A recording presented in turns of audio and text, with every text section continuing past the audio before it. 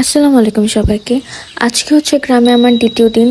আর সকালবেলা ঘুম থেকে উঠে এই বাহিরের সুন্দর পরিবেশটা দেখে আমার মনটা ভালো হয়ে যায়।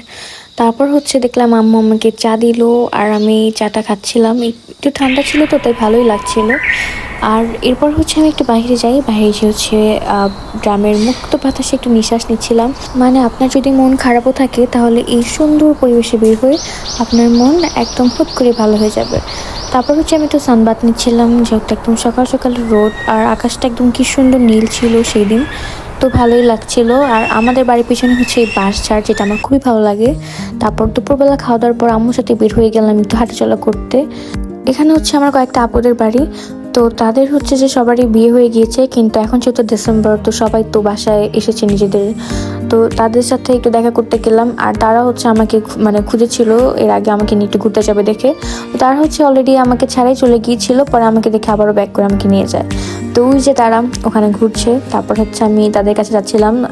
তা এটা হচ্ছে যে আমি যেটা বলেছিলাম আগের ব্লগে, যে চক বা ফসলের ক্ষেত আমরা যেটা বলে থাকি।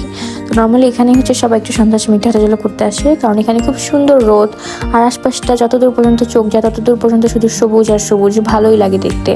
আমি এবার দেখলাম কোথাও কোনো সরিষা ক্ষেত নেই, অথচ আমি ফেসবুকে মানুষকে দেখতেছি যে একদম সরিষা ক্ষেতে একদম ছবি টবি তুলে পুরো ভরে ফেলতেছে। আর এই যে বাসাটা দেখতে পাচ্ছেন, এখানে হচ্ছে যে একটা ফ্যামিলির 3জন সদস্যই হচ্ছে যে শর্ট, বা কি বলবো, এটা জেনেটিক যে একটা ত্রুটির কারণে যে তারা শর্ট হয় আর লম্বা হয় না, তো ওরকম ছিল তারা সবাই।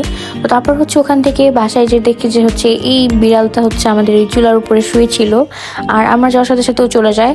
তারপর সন্ধ্যার সময় হচ্ছে আমি আমার একটা কাকাকে দেখতে যাই। সেই কাকু হচ্ছে বয়স্ক, মানে বয়সে অনেক বেশি তার।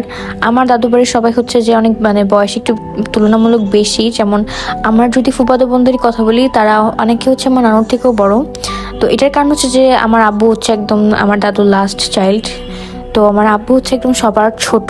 আর আমার যে বড় ফুপি, সে কিন্তু বলতে গেলে মানে আমার আব্বুর এক হিসেবে মার মতোই, মানে বড় বোন তো আসলে মার মতোই হয়। তারপর হচ্ছে আমার বড় ফুপি আর কি অনেক বয়স্ক, মানে তার এইজ আপ টু 80 হবে। মানে বলা যায় যে হ্যাঁ, আমার বড় ফুপিরও অনেক ছেলে মেয়ে আছে যাদের থেকে আমার আব্বু অনেক ছোট। তাই দেখা যায় যে সম্পর্কের দিক থেকে আমি এখন অলরেডি নানু হয়ে গিয়েছি। মানে হচ্ছে যে আমার আপন ভাগিনারই ছেলে হয়েছে, তো সেই ক্ষেত্রে আমি নানু এখন তার। আমার যে মানে নাতি, সে আর আমি একদম সেম ক্লাসে পড়ি। ইন্টারেস্টিং না ব্যাপারটা? মানে ব্যাপারটা হলো যে নানু আর নাতি একদম সেম ক্লাসেই পড়ে। তো যাই হোক, এটা হচ্ছে যে আমাদের ওই বাড়ির মসজিদ। আর এই মসজিদটা হচ্ছে অনেক সুন্দর, মানে আশপাশে সবগুলো মসজিদের থেকে এই মসজিদটা অনেক বেশি সুন্দর ছিল। তারপর বাড়ি এসে হচ্ছে এই চুলাটা জ্বালিয়ে ফেললাম, কারণ আমার হাত একদম পুরো বরফের মতো হয়ে গিয়েছিল, আর কোনোভাবেই হচ্ছে যে আমি কোনো কিছু ফিল করতে পারছিলাম না আমার হাতে। তারপর এই চুলাটা জ্বালিয়ে আমি হাতটাকে একটু গরম করে ফেলি। আর আম্মু হচ্ছে যে বাইরে আছে পিঠা বানাবে, সেটা বানাবে অন্য একটা চুলায়। আর এই যে দেখেন এই চুলাটার আগুনগুলো, মানে আগুনটা দেখতে কি সুন্দর লাগছে না? এই চুলাটা কিন্তু অনেকটা বনফায়ারের মতো একটা ভাইবস দেয়, আর মানে অনেক বড় হয় আর কি, ভালোও লাগছিল এখানে বসে। এরপর হচ্ছে যে আম্মু এখন ছোট্ট আর একটা চুলায় পিঠা বানাচ্ছে, মানে আজকে হচ্ছে চিতই পিঠা বানাবে, যেহেতু এটা আমরা গ্রামে আমাদের এই ফার্স্ট চিতই পিঠা খাওয়া ছিল। আর এই যে চিতই পিঠাগুলো তৈরি করা হচ্ছে, এগুলো হচ্ছে আমাদের নিজেদের ক্ষেতের লাল চালগুলো গুঁড়ো করে এই চিতই পিঠাগুলোকে তৈরি করা হচ্ছে। আর এই চিতই পিঠাগুলো কিন্তু অনেক একদম মানে পারফেক্টই হয়েছে, নর্মালি যেরকম হয়। তো আর এখানে কিন্তু ক্যামেরায় দেখতে একটু ব্ল্যাক লাগছিল, বাট নর্মালি পিঠাগুলো একটু লাল লাল দেখাচ্ছিল। আর দেখেন কি সুন্দর মতো সবগুলো পিঠা উঠে আসছিল।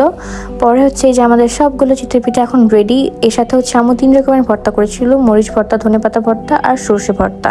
আর এই মজাদার চিতই পিঠাগুলো খাওয়ার সাথে সাথে আজকে আমার ভিডিওটা এই পর্যন্তই। Thanks for watching.